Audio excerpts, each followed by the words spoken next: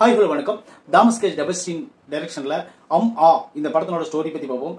டிலேஷ் போத்தன், தேவதர்ஷன் நடிச்சிருக்காங்க இந்த படத்துல. மற்றும் பலர் நிறைய பேர் நடிச்சிருக்காங்க. இந்த படத்தோட ஸ்டோரி பத்தி பார்க்கறதுக்கு முன்னாடி நம்ம சேனலை சப்ஸ்கிரைப் பண்ணி வச்சுக்கோங்க. அப்பதான் நான் போடுற வீடியோ உங்களுக்கு வந்து கிடைக்கும். இந்த படத்தோட ஸ்டோரி என்னன்னு பாத்தீங்கன்னா, வாடகை தாய் தான். அது வந்து என்ன ஒரு கிரியேட் பண்ணுது அப்படிங்கிறது இந்த படத்தோட கதை. இந்த படத்தோட ஓப்பனிங்ல என்ன ஆகுதுன்னு பாத்தீங்கன்னா, ஒரு பெரிய மலங்காட்டை காட்டுறாங்க.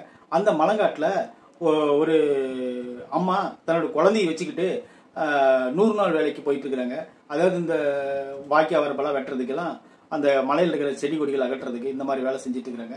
இப்போ என்ன ஆகுதுன்னு பாத்தீங்கன்னா, அதே நேரத்தில் கீழே இருந்து ஒருத்தர் மலைக்கு வராரு. குடி அவர் எதுக்கு வராருன்னு பாத்தீங்கன்னா, மலை மேல ரோடு போடணும் அப்படின்னு சொல்லிட்டு மேல வராரு. வந்து அந்த இடத்துல பழகி அவங்க ஒரு இடத்துல இருக்கிறாங்க. இருக்கும்போது அந்த அம்மா அந்த குழந்தைய வச்சுட்டு பாதுகாப்பா நடந்துட்டு இருக்கு. இப்போ என்ன விஷயம்னு பாத்தீங்கன்னா, அந்த குழந்தை இருக்கிற இடத்த தேடி இவர் போறாரு. எதுக்கு போறாருன்னு பாத்தீங்கன்னா, அந்த குழந்தை வந்து அது ஒரு ட்விஸ்ட் வச்சுக்கிறாங்க. அந்த ட்விஸ்ட் நமக்கு உடைக்க தேவையில்ல. அந்த குழந்தைக்கு போய் சந்திக்கிறாரு. சந்திச்ச உடனே அதுக்கப்புறம் அந்த குழந்தைக்கும் இவருக்கும் என்ன சம்பந்தம், அந்த குழந்தைக்கும் தேவதர்ஷனுக்கு என்ன சம்பந்தம், அதுக்கப்புறம் இருக்கக்கூடிய எல்லா நபர்களுக்கும் இந்த அம்மா எங்கிருந்து வந்துச்சு, ஏன் வந்துச்சு யாருக்குமே தெரியாது.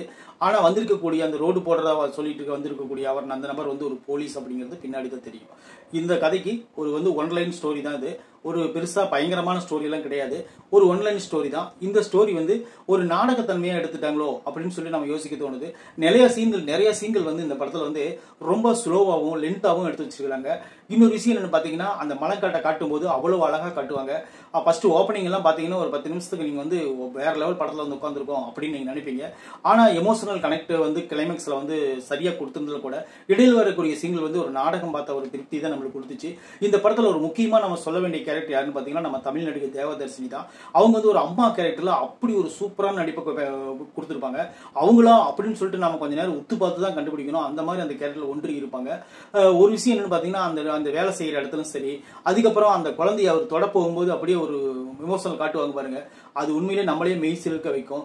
அது போல கிளைமேக்ஸ்ல தன்னோட உயிரே போனாலும் பரவாயில்ல அந்த குழந்தையை காப்பாற்றணும் அப்படின்னு நினைச்சு அந்த அம்மா எடுக்கிற ஒரு முடிவு. இன்னும் நிறைய சீன்கள் சொல்லிட்டே போலாம். தேவதர்ஷினி தான் அந்த படத்தினுடைய பெரிய பலமே. அவங்க வந்து இந்த படத்துல அவ்வளவு சூப்பரா நடிச்சிருக்காங்க. அந்த சோறு இல்லாத இருக்கிற இடத்துல இன்னும் நிறைய சீன்கள் சொல்லிட்டே இருக்கலாம். அவங்க அந்த அளவுக்கு நடிச்சிருக்காங்க அவங்க. ஏன்னா நம்ம வந்து இந்த முனி படத்துல எல்லாம் பாத்தீங்கன்னா அவங்க வந்து ஒரு காமெடி நடிகையை தான் நம்ம பார்த்திருக்கோம்.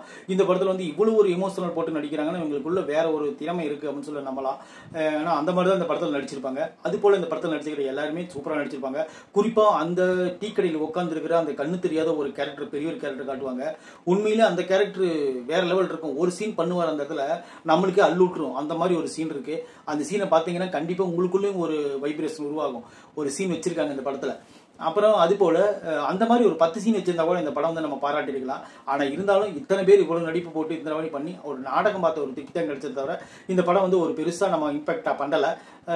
நம்மளுக்கு வந்து ஒரு வாடகை தாய் அப்படிங்கும் போது அது என்ன மாதிரி உணர்வு ஏற்படுத்தும், அந்த வாடகை தாய் வந்து அந்த குழந்தைய வந்து அவங்க மீட்டுக்கலைன்னா அதனால வரக்கூடிய பிரச்சனைகள் என்ன அப்படிங்கறதெல்லாம் மொத்தமா வந்து ஒரு கதையா சொல்லியிருக்கிறாங்க.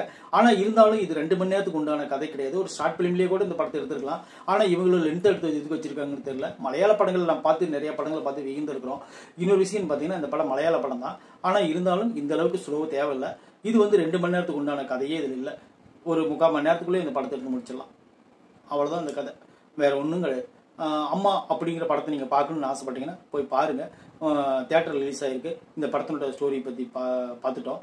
நம்ம சேனலை ஃபர்ஸ்ட் சப்ஸ்கிரைப் பண்ணி வச்சுக்கோங்க. அப்புறமேல லைக் போடுங்க, அப்புறமேல கமெண்ட் பண்ணுங்க, அப்புறமேல ஷேர் பண்ண முடிஞ்சா பண்ணுங்க. இல்லைன்னா போன் ஆஃப் பண்ணி வச்சிருங்க. தேங்க்யூ.